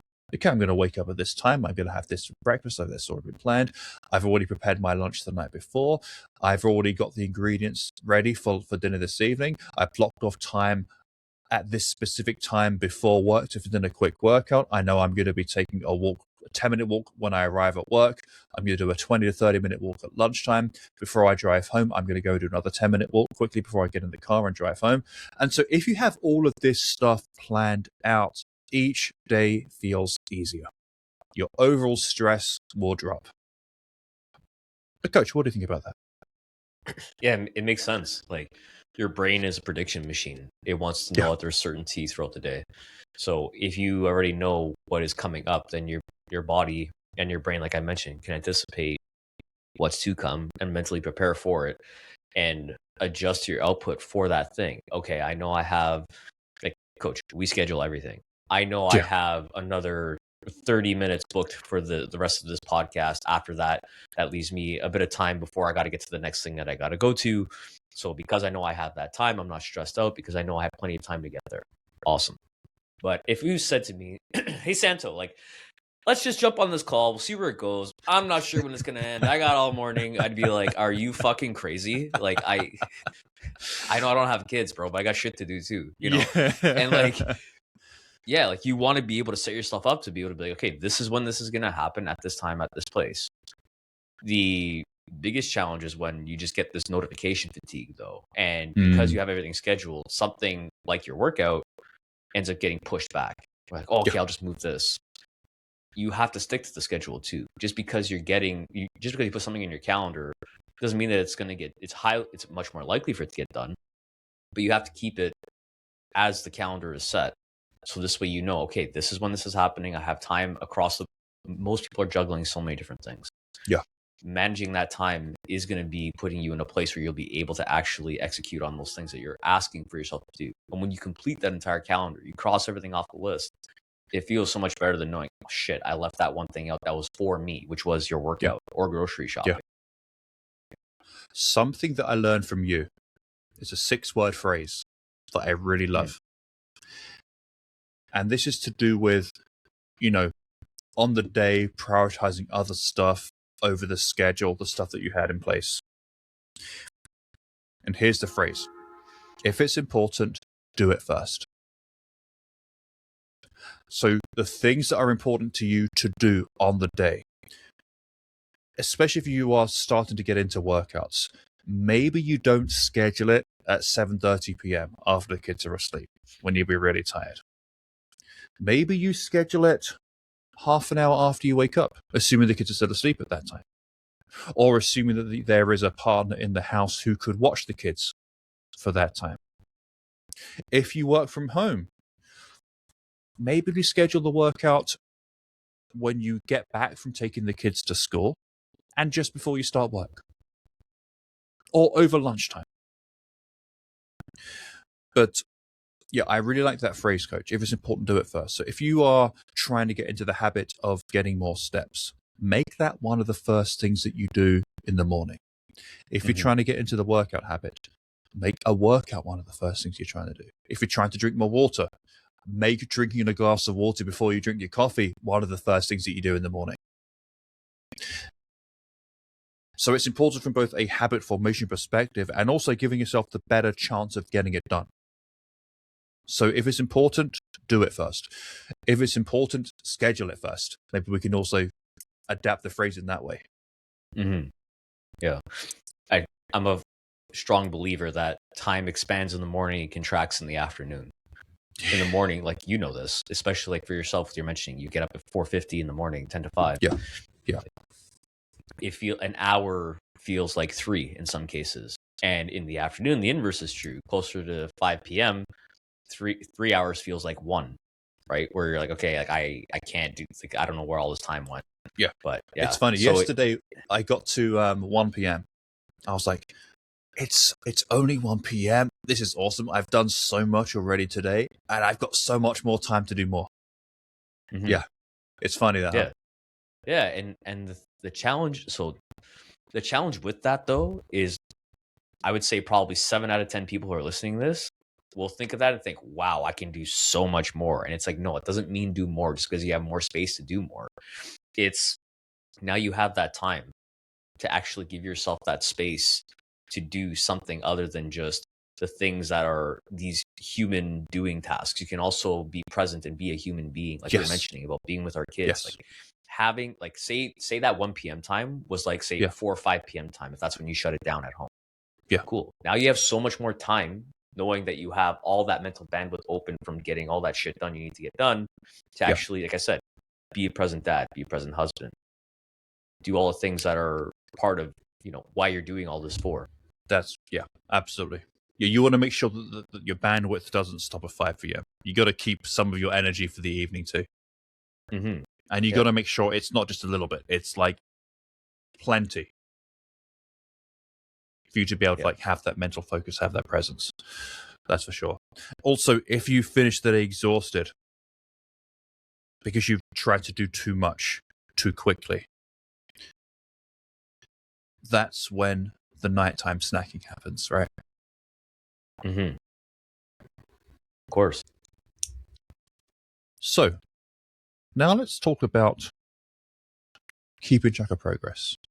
And it might sound obvious. Okay, I'm just going to weigh myself. Okay, but then the question is, how often are you going to weigh yourself? What if you have built muscle while losing fat and the scale isn't moving? Like, how do you know if you're actually making progress? So let's take these things one by one. The scale, first of all. So if you want to use the scale as a metric of making progress, which is fine, I actually think most people should weigh daily. Now, if you're one of those people for whom you have had a historically bad relationship with the scale and you really hate it when the number goes up, maybe you don't do that. Maybe you focus on the other things we can talk about in a second. But if you feel okay about the scale, I like to weigh in daily for a couple of reasons. First of all, you have more data. So you can actually look for a trend overall. And it's going to take at least 3 weeks of weighing in daily, looking for a trend before you know what is actually happening. At least 3 weeks. Mm-hmm. Day-to-day fluctuations, which will happen, up, down, etc., will be fluctuations in water retention. Like, nobody loses weight that quickly. Like, you're not going to lose a pound of body fat overnight, but you might have a really good sleep and lose an additional pound of water because you slept well. So daily fluctuations are always water weight. And so maybe you had a higher than usual carb dinner the night before. You're going to be holding on to water. Maybe you had some sushi and there was a bunch of soy sauce, high sodium dinner. Okay, the scale's going to be up the next morning as well. Maybe it's your period is causing water retention. Maybe you're under a lot of stress at the moment, which is going to cause water retention. So the scale is not going to drop every day. It's going to go down some days, stay the same some days. It's going to increase some days. What we're looking for, though, is an overall downward trend, which you will only see after at least 3 weeks of weighing in daily. And why not once a week? Well, that's only 3 pieces of data. How can you see a trend with 3 pieces of data? But every day, that's 21 pieces of data. We can see a trend with 21 pieces of data. What do you think about that, Coach? Yeah. For me, look, I think in terms of frequency of weighing yourself, it should be at minimum 3 times a week.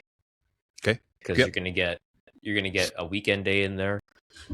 You're gonna get and 2 midweek or 2 weekdays as well. Yeah. So I think that gives you some data where it's not one of those things you're obsessively, because some people can have quite a bit of challenge with that. when it comes to like the number on the scale. So it'll give you, again, like that trend line that you're mentioning. So I think 3 times a week times 3, 3, 6, 9 pieces of data. Be able to draw a trend line from that. It's better than 3, for sure. Yeah, exactly. So yeah, I think that makes sense. And especially if you just started strength training as well, that strength training is going to cause your muscles to retain water as well. A tough workout will do that. Yeah. So if you see that trend line go up after a day where you did a workout, then that's part of it too, right? So keeping that in mind for yourself as well. The scale is the easiest piece of data to collect, but the one that I think has the least value in the immediate term. Sure. In the 24-hour term, absolutely. Yeah. Yes. Yeah, it's one of those things where because the barrier to entry is so low, it's literally as simple as taking a step. The value of it is also super low initially. Good point, you Coach. have to be consistent with it over a long period of time, like you had mentioned, to be able to see what's actually happening. Yeah. So that's how I look at the scale. And like you mentioned, you might be, again, high carb, high sodium dinner, got good sleep, didn't get good sleep, super stressed. Maybe you went to bed, didn't get enough hours. All these things are going to affect the number on that scale. We have so little in terms of the things we can do to influence the scale that, again, this is why we have to look at it over an extended period of time, or else you're just celebrating fluid fluctuations, like you mentioned. Exactly. And that's not, I don't want to say it's not something to celebrate, but at the same time, like, what are we really celebrating here? Exactly. And here's the way I look at it. We are saying basically that if you have a higher carb meal than usual the night before, while staying in a calorie deficit, the number on the scale can increase the following morning because of water retention, which is not a bad thing in this situation. And you should therefore not feel bad about the number on the scale increasing. Mm-hmm. Now, that implies, therefore, that if the scale decreases in a 24-hour period, you should not feel good about that. With the nuance that you can feel good about habits. So let's say, for example, you went to bed early last night, you had a really good quality sleep, and as a result of doing that, you lost some water weight. Yeah, you can feel good about your really positive sleep choices, for sure. We just don't celebrate the drop on the scale in 24 hours. Because here's what you are celebrating. You're celebrating increased urination. That is what you are celebrating. Use the bathroom more frequently the day before. Okay? That's it. That's what you are celebrating. Now, of course, if you have been doing this for a while and you drop below a certain number for the first time, like you see below 200 for the first time or below 190 for the first time, etc. Yes, celebrate the milestones. That makes sense. Because it takes consistency over time to have that milestone happen. Mm-hmm. It's not just like a 24-hour thing. And if weighing yourself daily, if you find it making your mindset worse, if it's making you feel worse about the process, just stop. Just stop. And go on to some of the other ways for tracking progress, which is especially important if we think the number on the scale isn't going to change much because you're going to be started as strength training. And that's taking those measurements, right, Coach? Yeah, measurements, that's definitely a big one. I think in terms of one of the ones that takes more effort but gives you better data, measurements is definitely one of the best ones to do, for sure. Yeah, for sure, yeah. So make sure you take them same day, same time, like first thing in the morning after you go pee, to minimize the variables. And I would say that probably the best ones to measure for most people listening to this will be to measure their waist measurement. So that's the very smallest part of the midsection. The belly button measurements are going around the belly button.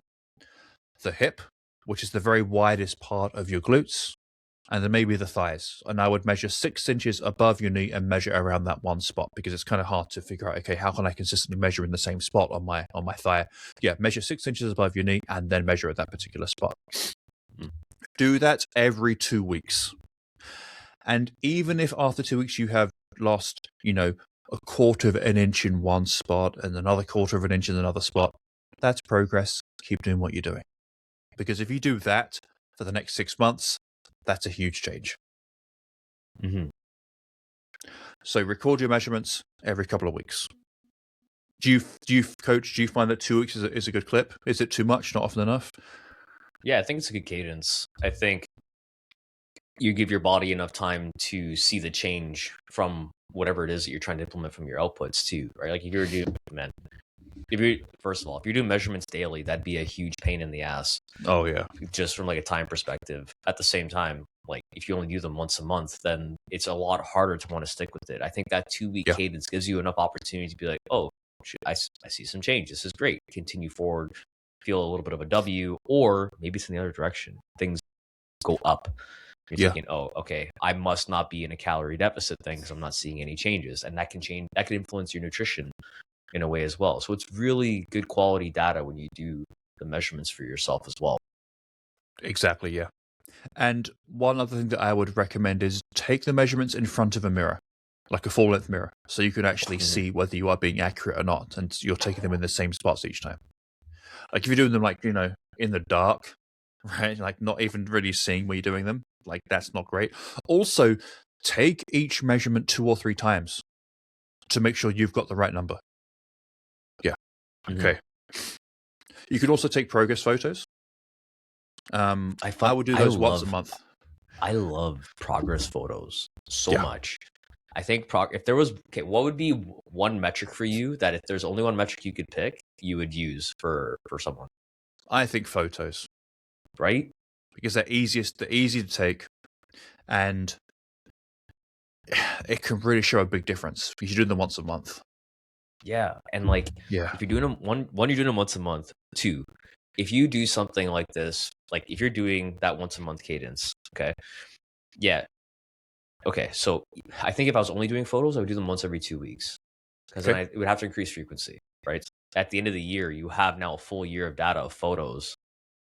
That's huge. A year is like a completely different person. Yeah. A couple of months, 3 months, it's like, okay, that's a huge change. That's a very noticeable change in 2-3 months for sure. Yeah. Yeah. So having that kind of data, like your clothes have probably changed. You notice where the lines are in your clothing as well. If you're wearing like a particular shirt in that photo, clothing you can visibly is a big see the changes. Yeah. Yeah. Yeah. Energy levels, keep an eye on those things too. Your mood. I mean, track your strength changes too over time. Yeah, there's lots of ways of tracking progress. Yeah. Yeah. Also, things like how you look, not just in progress photos, but when people take a photo of you, like a group photo.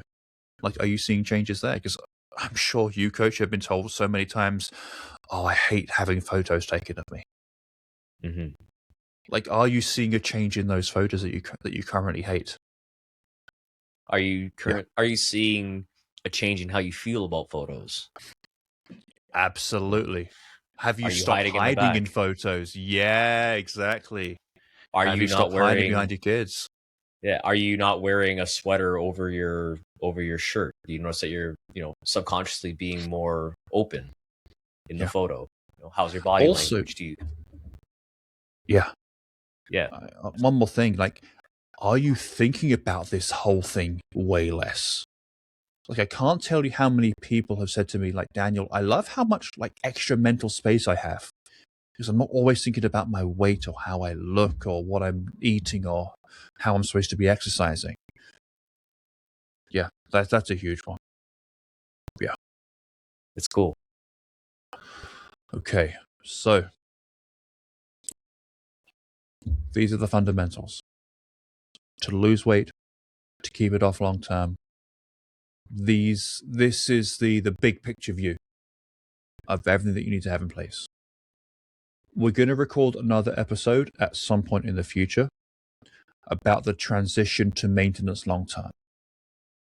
Like where you are not tracking calories, for example, like how to move away from that, because that is a tool that for some people, a minority of people, they're good doing that forever.